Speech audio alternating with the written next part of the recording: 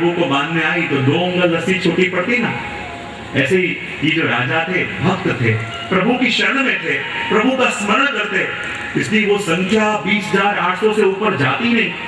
और जब ये राजाओं ने प्रभु को संदेश भिजवाया, ये प्रभु आके हमारी रक्षा करो, हम आपके भक्त हैं, आपकी शरण में हैं, और उस समय भगवान ने उन सभी राजाओं को चतुर्भुज स्वरूप से दर्शन दिए।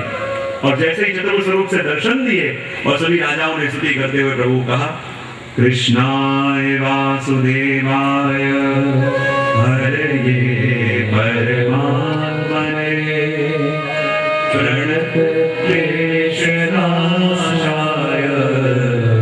गोविंदाय नमो नमः। अपन सब लोग श्लोक बोलते हैं, क्या है श्लोक किन समय का है? जब राजाओं को कैद करके रखा है जरासंध ने, और अपनी मुक्ति के लिए अपनी जो विनती इन राजाओं ने करी, भगवान उनको मुक्त कराने के लिए आए। क्योंकि जैसे अहंता और ममता होने के कारण मैया के बंधन जब बांधती मैया 2 उंगल छोटे पड़ते, और यहाँ जरासंध इनको संख्या पूरी करना चाहता था, और संख्या पूरी क्यों नहीं हो रही थी? क्योंकि इन राजाओं के अंदर ही 2 वस्तुएं ये कार्य करते हुए रोक रही थी। बोले कौन सी वस्तु है? क्योंकि ये राजा एक तो भगवदीय थे और दूसरे राजा शरणागत थे, और ये 2 वस्तु ऐसी होती है कि जिसके कारण संसार के बंधन उसे बांध नहीं सकते, और भगवान ही उस पर कृपा करने के लिए पधारते हैं। भगवान ने देखा ये सारे राजा भगवदीय हैं और शरणागत हैं, और प्रभु ने कहा मेरा तो ये वचन है कि शरण में आए हुए जीवों का मैं उद्धार करता हूँ। कहते हैं बस के अंदर एक बार सबने दीपदान का मनोरथ किया, जितनी भी गोपियां घर से दिए ले लेके आए और यमुना जी में तैरा। वो यमुना जी जगमग जगमग ऐसे चमक रहे हैं, और वहां ठाकुर जी ने क्या किया, कमर तक के जल में जाके खड़े हो गए, और जो जो दिया तैरते तैरते प्रभु के पास आवे, प्रभु दिया उठावे और किनारे पे रख दे, प्रभु दिया उठावे किनारे पे रख दे। सब लोग गोपियां कहने की देखो भैया याला क्या कर रहा है? बोले क्या कर रहा है? बोले जो जो दिए हम यमुना जी में तैरा रही हैं, ये प्रभु दिए ले लेके किनारे पे रख दे रहे। भैया ने कहा लाला तू ऐसे कर रहा है? प्रभु ने कहा भैया मैं तो अपना काम कर रहा हूं। भैया ने कहा अपना काम यानी क्या कर रहा है? तब प्रभु ने कहा भैया मेरा काम तो तारना है, लेकिन मैं उसी जीव रूपी दिए को तारता हूं जो बहता बहता मेरे शरण के पास आ जाए। जो मुझसे दूर जाए उसका मेरे पास कोई गारंटी नहीं, और जो बहता बहता जीव रूपी दिया मेरे चरणों के पास आ जाए उसको तारने का तो मैंने प्रण लिया हुआ है, और मैं उसी को तार रहा हूं। और इसीलिए ये शरणागत जीवों को भक्तों ने कहा न शरण आए सोए तारे, जे जन शरण आए सोए तारे। जो जीव प्रभु के शरण में जावे भगवान उसी को तारते हैं। ये बात यहाँ पे कही 14वें अध्याय के अंदर भगवान की अग्र पूजा हुई। शिशुपाल ने भगवान को गालियां दी, और गाली देने वाले भगवान शिशुपाल को भी भगवान ने उद्धार किया, अपने चरणारविंद ने जगह दी। और वहां आगे प्रभु के कुछ गृहस्थाश्रम के वर्णन भी आते हैं, जिसमें नारद जी को लगा कि देखो तो सही जरा प्रभु का गृहस्थाश्रम देख के आओ। और यहाँ द्वारिकाधीश के मन में भी विचार आया। आज वर्षों के बाद उनको रुक्मिणी जी का लिखा हुआ पत्र याद आया। प्रभु क्या याद आया? रुक्मिणी जी का लिखा हुआ पत्र, कि जब रुक्मिणी जी ने मुझे पत्र लिख के भेजा तो उसमें लिखा था प्रभु जैसे ज्ञानी आप वैसी मैं, जैसे बड़े घर के आप वैसी मैं, जैसे ज्ञानी आप वैसी मैं, जैसे सुंदर आप वैसी मैं। भगवान ने कहा रुक्मिणी जो पत्र लिखा उसमें आप कुछ कम था, पर मैं कुछ अलग। और जहाँ ये पत्र प्रभु को याद आया, प्रभु ने रुक्मिणी जी के पास आके कहा रुक्मिणी जी मुझे लगता है कि मैंने आपका हरण करके बहुत बड़ा अन्याय कर दिया। बोले क्यों? क्योंकि अपना तो कोई मेल ही नहीं खाता। आप इतने सुंदर हो, कहाँ सावला में, ऐसे ज्ञानी पढ़े लिखी आप, और मैं तो 64 दिनों के अंदर ही गुरुकुल से निकाल दिया गया, गुरुकुल छोड़ के आ गया था। कैसे ज्ञानी आप और कहाँ मैं, कैसे बड़े घर के आप और कहाँ ग्वाला मैं, अपना तो कोई मेल ही नहीं खाता। रुक्मिणी जी आज भी आपकी इच्छा हो, शिशुपाल राह देख रहा है। रुक्मिणी जी मूर्छित होकर गिर पड़े, कहने लगे प्रभु ये शब्द आपने कहे सो कहे, अब के बात मत कहना, क्योंकि प्रभु मैं सब कुछ सहन कर सकती हूँ, पर ये वस्तु सहन नहीं कर सकती, क्योंकि प्रभु वास्तव में मेरी और आपकी बराबरी हो ही नहीं सकती, क्योंकि आप मोहन हो और मैं सदा आपके अधीन रहने वाली माया हूँ, मैं सदा आपके अधीन हूँ। कहते हैं एक बार सत्यभामा जी के मन में भी विचार आया, उनको बड़ी चिंता हो गई कि इस जन्म में तो प्रभु मुझे पति के रूप से मिले हैं, पर अगले जन्म में मुझे प्रभु मिलेंगे कि नहीं पति के रूप में। कईयों को अगले जन्म की चिंता इतनी ज्यादा होती है कि इस जन्म को ही गवा बैठते हैं। सत्यभामा जी को इतनी चिंता हुई कि अगले जन्म में मुझे द्वारिकाधीश पति के रूप में मिले, इसके लिए क्या करूं, कौन सा पाठ करूं, क्या नियम करूं, क्या साधन करूं। और बड़े चिंता में बैठे हुए थे, वही नारद जी आए, कहने लगे अरे आप चिंता में क्यों हो? बोले बड़ी चिंता खाई जा रही। बोले क्यों? तो यही चिंता है कि इस जन्म में तो मुझे प्रभु मिले, पर अगले जन्म में प्रभु मुझे पति के रूप में मिले, इसके लिए क्या करूं। नारद जी ने कहा बड़ा सरल सा उपाय है। बोले क्या उपाय? बोले शास्त्र कहते हैं अगले जन्म में यदि अपन को सोना चाहिए तो इस जन्म में सोने का दान करो, इस जन्म में यदि रुपये का दान करो तो अगले जन्म में रुपये मिलेंगे, इस जन्म में यदि स्वर्ण का दान करो तो स्वर्ण मिलेंगे, और अगले जन्म में जो आपको प्रभु पति के रूप से चाहिए तो क्या करना पड़ेगा। बोले इस जन्म में द्वारिकाधीश का दान। बोले हाँ यही उपाय है। बोले इस जन्म में मैं प्रभु का दान करूंगी तो अगले जन्म में मिलेंगे। बोले पक्का मिलेंगे। नारद जी कहने लगे ऐसा मिलेंगे? वो कहा तो इनका दान लेगा कौन? नारद जी इसलिए तो मैं आया, हम लेकर लो। जहाँ लक्ष्मण जी ने विचार किया कि प्रभु को पति के रूप से पाना है अगले जन्म में, तो इस जन्म में दान कर दो। और हाथ में जहाँ संकल्प लेके आपने दान कर दिया, और नारद जी तो प्रभु को लेके चलने लगे। फिर सत्यभामा जी को लगा ये क्या कर दिया मैंने, अगले जन्म के लालच में इसी जन्म की सेवा गवा दी। रोने लगे, तड़पने लगे। सभी रानियां भागती भागती आ गई। सभी रानियां कहने लगी ये क्या कर रहे हो? प्रभु सिर्फ तुम्हारे अकेले के पति थोड़ी है, हमारे भी है, तो हमको पूछे बिना तुम कैसे दान कर सकती हो? नारद जी कुछ भी हो जाए मैं तो लेके जा रहा हूँ। सभी रानियां रोने लगी, कहे कोई उपाय तो बताओ। तो कहा एक उपाय है। बोले क्या? एक बहुत बड़ा तराजू बनाओ, एक तरफ मैं प्रभु को गिरा जाऊं और एक तरफ ऐसे करो जितनी भी तुम्हारे पास संपत्ति है लाके रखो, और तुम्हारे गहनों से, तुम्हारी संपत्ति से जो प्रभु को तुमने जोख लिया तो प्रभु तुम्हारे, लेकिन जोख न पाए तो प्रभु को मैं लेके जा रहा हूँ। सभी रानियां कह रहे अपने 16,000 रानियां हैं, संपत्ति की क्या कमी है, गहनों की क्या कमी है। इतना बड़ा तराजू बनाया, एक तरफ प्रभु विराजमान हो गए। सभी रानियां भागती भागती गई, कोई रत्न लेके आई, कोई आभूषण लेके आई, कोई गहने लेके आई, और सारे गहनों का ढेर पलड़े में हो गया, पर ठाकुर जी का पलड़ा इतना सा भी ऊपर नहीं हुआ। सभी रानियां व्याकुल हो गई, इतना इतना संपत्ति रख दिया, इतना प्रयत्न कर दिया, तो ठाकुर जी इतने से भी तोले नहीं, अब क्या करें। सभी रानियां रोने लगी। रुक्मिणी जी सामने खड़े खड़े प्रभु की लीला को देख रहे थे, हंस रहे थे। हाँ प्रभु ठहरो, अभी मैं आई। रुक्मिणी जी गए और प्रेम से एक तुलसी का पत्र लेके आए, और जैसे तुलसी का पत्र संपत्ति हटा के उस तराजू के ऊपर रखा, और ठाकुर जी बड़ी बड़ी संपत्ति से तुले नहीं थे, तुलसी के पत्र से तुल दिए।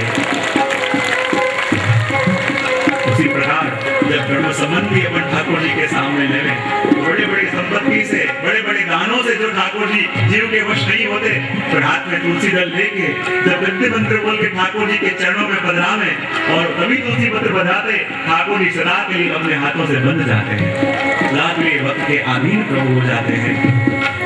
ऐसे अनेक अनेक लीलाएं हो रही हैं। नारद जी भी प्रभु का गृहस्थ आश्रम देखने के लिए आए। बोले जहाँ लोगों के एक स्त्री एक बालक होता है, वहां भी इतनी खटपट होती रहती है। भगवान की तो 16,008 महाप्रभु ये संख्या स्वीकारी, मैंने पहले भी कहा था। 16,108 का जो कल्प है वो अन्य कल्प का है, पर सारस्वत कल्प में जो रानियों की गणना आती है उसमें रानियों की संख्या 16,008 श्री महाप्रभु जी ने स्वीकार करी है।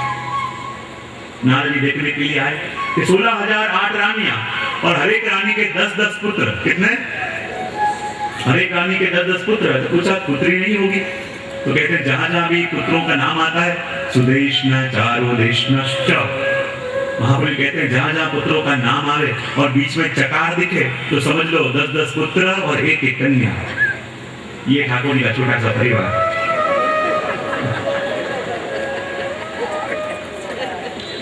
नारद जी आए प्रभु का गृहस्थ आश्रम देखने के लिए। बोले कोई तो रानी ऐसी मिलेगी कि जो फरियाद करती हो प्रभु के लिए, कभी आते नहीं, समय नहीं देते। कोई तो बालक ऐसा होगा जो कहेगा कि हाँ प्रभु कभी हमारे पास बैठते नहीं, कहानियां नहीं सुनाते। नारद जी ढूंढते ढूंढते गए, जिस भवन के अंदर जावें, जिस रानी के पास जावें, क्या देखें, प्रभु उन्हीं के संग कहीं बैठ के बातें कर रहे हैं, कहीं बैठ के उनके संग चौसर खेल रहे हैं, कहीं भवन में बैठ के रानी के संग भोजन कर रहे हैं, कोई भवन में बालकों को कहानी सुना रहे हैं। जितनी जितनी रानियों के पास गए और जो जो बालक के पास नारद जी गए, हर एक बालक के पास और हर एक रानी के पास उन्होंने प्रभु को देखा। और तब नारद जी ने कहा, हे प्रभु, पहले ब्रज लीला के अंदर तो आपने अपने अलौकिक सामर्थ्य के दर्शन कराए और आज अपने प्रभु आपके लौकिक सामर्थ्य के दर्शन हमको कराइए। आगे पूछा गया कि हमने सुना है कि भगवान जब सांदीपनी आश्रम के अंदर पढ़ते थे तब प्रभु की मित्रता किसी ब्राह्मण बालक से हो गई थी। तो कृपा करके प्रभु आप हमको उस प्रभु के मित्र का परिचय कराओ, प्रभु की मित्रता का वर्णन प्रभु कराओ। और उसका वर्णन करते हुए कह रहे हैं, कृष्णस्यासि सखा कश्चित् ब्राह्मणो ब्रह्मविद्मा विरक्त इंद्रियार्थेषु शांतात्मा जितेन्द्रिया। सुदामा जी का परिचय दिया, सुदामा जी का नाम नहीं दिया पर परिचय के द्वारा उनका परिचय दिया। सुदामा जी कैसे हैं? बोले प्रभु के मित्र हैं। और प्रभु के मित्र कब बने? जब प्रभु अपने ऐश्वर्यों का, प्रभु अपने धर्मों का दान उनके अंदर करें तब तो मित्र बने। और परिचय भी कितना सुंदर दिया, कृष्णस्यासि सखा कश्चित्। वो ऐसे जीव है जिनको प्रभु ने अपने सखा माना है, ऐसे जीव है जिनको प्रभु ने अपना माना है। कहा ब्राह्मण। और ब्राह्मण किसको बोलते हैं? जो ब्रह्म को जानता है, और जो ब्रह्म को जानता है ब्रह्म रूप हो जाता है।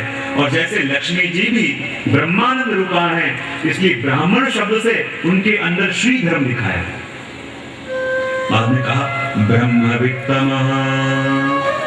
ब्रह्मवित्तम है यानी ब्रह्म को जानने वाले जीवों में जो श्रेष्ठ है, ब्रह्मज्ञों में भी जो श्रेष्ठ है, ये कह के उनके अंदर ज्ञान गुण दिखाया। ये कहा विरक्त इंद्रियार्थेषु, जो इंद्रियों के विषय से पर है, ये कह के वैराग्य धर्म दिखाया। प्रशांतात्मा, जो परम सहज शांत है, ये कह के मूल धर्मी स्वरूप दिखाया कि वो प्रभु भी इनके हृदय में विराजमान है अपने धर्म सहित। जितेन्द्रिय,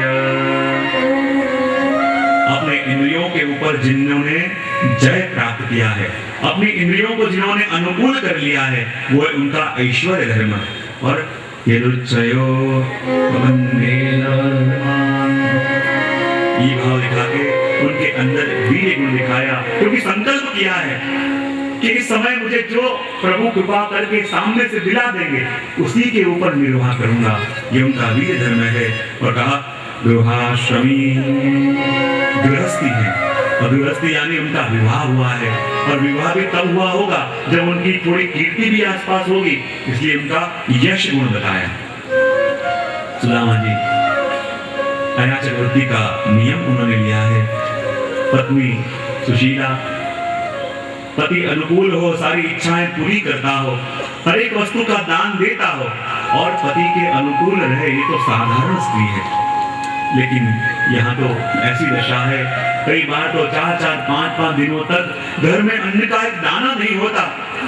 छोटे छोटे बालक भूख के मारे तड़पते रहते, और फिर भी सुशीला अपने पति पर गर्व लेती कि आप कुछ भी हो, आपने ये टेक ली हुई है और आपके टेक के ऊपर मैं पूर्ण आस्था रखती हूँ। और एक दिन तो ऐसा आया, 4-4, 5-5 दिन हुए हैं, बालकों ने एक अन्न का दाना भी नहीं खाया, भूख के मारे रो रहे हैं, तड़पते तड़पते अपनी माँ के पास आके कहें मैया बड़ी भूख लग रही है, मैया भूख लग रही, खाना दो। सुशीला की आंखों में भी आंसू आ गए। रसोई घर में जाके हर एक पात्र देख रही है, लेकिन सब पात्र खाली है। कहती बेटा चिंता न कर, अभी मैं तेरी कुछ बना के लाऊं, अभी कुछ लेके आऊं। और कुछ खट खट काम करने लगी, इसे भी करके मैं समय व्यतीत कर दूं ताकि बालकों को नींद आ जाए, और बालक सो जाएंगे तो भूल जाएंगे कि कुछ खाना था उनको। कोई घर में ऐसी दशा है कि अन्न का एक दाना भी नहीं है। सुशीला की आंखों में भी आंसू आ गए कि कैसी माँ मैं हूँ, छोटे छोटे बालकों ने 4 दिन से कुछ खाया नहीं है, और कैसी मैं माँ हूँ कि उनको अन्न का एक दाना नहीं दे सकती। जब असह्य हो गया, सहन न हुआ, अपने पति के पास गई और कही कि देखो स्वामी, आपने तो अयाचक वृत्ति का नियम लिया हुआ है और मुझे गर्व है आपके उस तेज के ऊपर। तो क्या बताऊं, इन छोटे छोटे बालकों को जब तड़पते हुए देखती हूँ, छोटे छोटे बालक भूख के मारे व्याकुल होकर मेरे पास आते हैं तो कहते भैया भोजन दो, भैया भोजन दो। मेरी माँ का हृदय कैसे बालकों को समझावे कि भूख क्या होती है, मैं कैसे उनको समझाऊं कि गरीबी क्या होती है। बालक तो समझ नहीं सकते, पर मुझसे और उनके आंसू सहन नहीं होते। कोई उपाय करो, कोई युक्ति करो ताकि इन बालकों को भोजन मिल जाए, चाहे अपन भूखे मारे तड़प तड़प के मर जाएं, और इन बालकों के प्राण तो बच जाएं। सुदामा जी कह, मैं क्या कर सकता हूँ, प्रभु के भरोसे हूँ, प्रभु जरूर कृपा करेंगे। सुशीला कहने लगी, आप कई बार कहते हो कि द्वारिकाधीश आपके मित्र हैं, तो सब लोग कहते हैं वो तो स्वयं भगवान है, तो क्यों ना एक बार आप अपने मित्र को मिल के आओ। मैं ऐसे नहीं कह रही कि कुछ मांगने जाओ, ऐसे भी नहीं कह रही कि कुछ याचना लेके जाओ, वो तो भगवान है, और भगवान के दर्शन मात्र से जीव का भाग्य बदलता है। कृपा करके एक बार मिलने तो जाओ। सुदामा जी कहने लगे, हम दोनों मित्र थे, पर उस समय मित्र थे कि जब दोनों विद्यार्थी थे, समान थे, लेकिन आज वो बहुत बड़े राजा हैं और मैं साधारण गरीब ब्राह्मण हूँ। जो आज उनको मिलने के लिए गया तो लोग तो यही कहेंगे, देखो अपनी मित्रता का लाभ उठाने के लिए आ गया, और मेरी मित्रता के ऊपर लांछन लगे, मेरी मित्रता के ऊपर उंगली उठे, ये मैं सहन नहीं कर सकता। तो क्या अपने बालकों को तड़प तड़प के मरते देख सकोगे? तो जाओगे नहीं और भूख के मारे अपने बालक तड़प तड़प के मर गए, तो क्या अपने आप को कभी माफ कर सकोगे? सुदामा जी के हृदय में ऐसी चोट लग गई, पत्नी की बात सहन न हुई। कहा, ठीक है, तू कह रही है, मैं जरूर होके आऊंगा, चाहे मुझे अपयश मिले, चाहे लोग मेरे ऊपर उंगलियां उठावे, पर इस अफवाह से तो मैं बच जाऊंगा।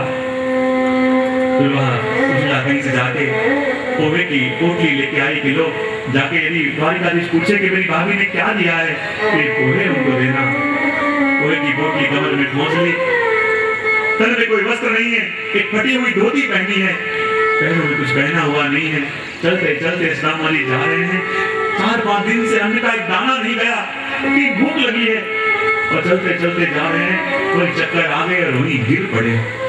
प्रभु ने देखा, मेरा तो नियम है कि जो मेरी तरफ एक कदम आगे बढ़े और मैं 10 कदम भागते भागते उसके पास जाऊं। जब प्रभु ने देखा मेरा सुदामा आ रहा है, उस तरह गिर गया है, भगवान ने गरुड़ जी को आदेश दिया, गरुड़ जी आए और सुदामा जी को लेके और द्वारिका में लाके रख दिया। जैसे सुदामा जी जागे पूछने लगे, ये नगरी कौन सी है? बोले तो भगवान द्वारकाधीश की नगरी द्वारिका है। सुदामा जी सोचने लगे, अरे मैं तो सुदामापुरी से निकला था, इतनी जल्दी कैसे आ गया? किसी से पूछा, अरे भैया कृपा करके बताओ द्वारिकाधीश का महल कहाँ है? सब लोग कहने लगे कि द्वारिकाधीश इस समय भिक्षा नहीं देते, वो सुबह के समय भिक्षा देते हैं। सुदामा कहने लगे, नहीं नहीं, मैं कुछ मांगने के लिए नहीं आया, मैं तो उनका मित्र हूँ, हम छोटे थे संग बैठते संग खेलते। गांव के लोग मजाक उड़ाने लगे, कहाँ द्वारिकाधीश और कहाँ तू? न देह पे कोई वस्त्र है, फटी हुई धोती पहनी है, पैर में कुछ पहना हुआ नहीं है, कुछ दे, और कह रहा है कि द्वारिकाधीश का मित्र हूं। संकोच होने लगा कि जहां मेरी मित्रता की मजाक उड़ाई जाए, मैं अपनी मित्रता का परिचय नहीं दूंगा। चलते चलते आगे गए और पूछते पूछते द्वारिकाधीश के महल तक पहुंचे, और जहां अंदर घुसने के लिए गए, द्वारपाल ने रोक दिया, अंदर नहीं जा सकते। बोले मुझे एक बार मिलने दो द्वारिकाधीश से, मैं चला जाऊंगा, कुछ मुझे नहीं चाहिए, एक बार तो अंदर जाने दो। तुमने कहा अभी नहीं जा सकते। वहां जाके द्वारिकाधीश को इतना कह तो दो कि कोई सुदामा मिलने के लिए आया है, तो यदि वो ना कहेंगे तो मैं चला जाऊंगा, उनके पास समय नहीं होगा तो मैं कोई फरियाद नहीं करूंगा। एक बार जाके द्वारिकाधीश को कह तो दो कि उसका मित्र सुदामा आया है। द्वारपाल तो उसको बाहर निकाल रहे थे, लेकिन वही राजा के प्रभु के मंत्री आए। तो प्रभु के मंत्री कैसे होते हैं? जिन्होंने देखा कि सामने कोई ब्राह्मण खड़ा है, गरीब है, असहाय है, और द्वारपाल से अपमानित कर रहे हैं, पूछा, ब्रह्मदेव क्या है आपको? कहा, मैं दूर से आया हूँ, मैं और कुछ नहीं चाहता, चाहे प्रभु मुझे मिलना नहीं चाहे, मुझे कोई फरियाद भी नहीं है, मैं कुछ मांगने के लिए भी नहीं आया, सिर्फ इतना चाहता हूँ कि द्वारिकाधीश को जाके इतना समाचार दे दो कि उनका मित्र सुदामा आया है। चाहे वो कहेंगे कि मिलना नहीं चाहता कि अभी कभी मैं चला जाऊंगा, लेकिन उनके पास समय नहीं होगा, एक फरियाद मैं नहीं करूंगा, सिर्फ इतनी कृपा कर दो, जाके कह दो कि उसका मित्र सुदामा आया है। और मंत्री ने जहाँ सुदामा की दशा देखी, भीतर आए, क्या देखा, प्रभु रुक्मिणी जी के संग झूला में झूल रहे हैं, कई रानियां प्रभु को पंखा कर रही हैं, कोई ठाकुर जी के चरणों को पखार रही है, क्योंकि ठाकुर जी के चरण इतने कोमल हैं कि मखमल के ऊपर चल के आवे तो भी ठाकुर जी के चरणों में ओले पड़ जाए, ऐसा ठाकुर जी का कोमल शिवलिंग है। और जब रानी ठाकुर जी के चरणों को पखार रही है, वही मंत्री आया, आज्ञा ली, कृपानाथ, हे दीनानाथ, हे दीनबंधु, ऐसे संबोधन प्रभु को कहे। बोले क्यों दीनानाथ? इसलिए कह रहा हूं कि बाहर कोई दीन खड़ा है, कोई ऐसा जीव मैं बाहर देख के आया हूं जिसको आपकी कृपा की बहुत जरूरत है, कोई ऐसा दीन व्यक्ति बाहर खड़ा है, और आप तो प्रभु दीनानाथ हो कि प्रभु आपसे एक विनती करने आया हूं। बोले क्या? कोई गरीब ब्राह्मण बाहर खड़ा है, फटे हुए पुष्प पहने हुए हैं, देह कृश है, देख के लग रहा है मानो कितने दिन से उसने भोजन नहीं किया हो, उसका देही उसकी असहायता का दर्शन करा रही है। प्रभु ने कहा कौन आया है? बोले कोई कुछ देह वाला ब्राह्मण है, गरीब ब्राह्मण है, और कह रहा है कि द्वारिकाधीश को जाके कहना कि उसका मित्र आया है। प्रभु ने कहा मेरा मित्र कौन है? कुछ देह है, फटे हुए वस्त्र पहने हैं, पैरों में पकड़ के नहीं है, और कह रहा है कि प्रभु को जाके कहो उनका मित्र सुदामा आया है। और जहां प्रभु ने सुदामा नाम सुना, प्रभु खड़े हो गए, क्या मेरा मित्र सुदामा है? बोले कहाँ है? बोले महाद्वार पे खड़ा है। और ऐसे ठाकुर जी के चरण के जो मखमल में चले तो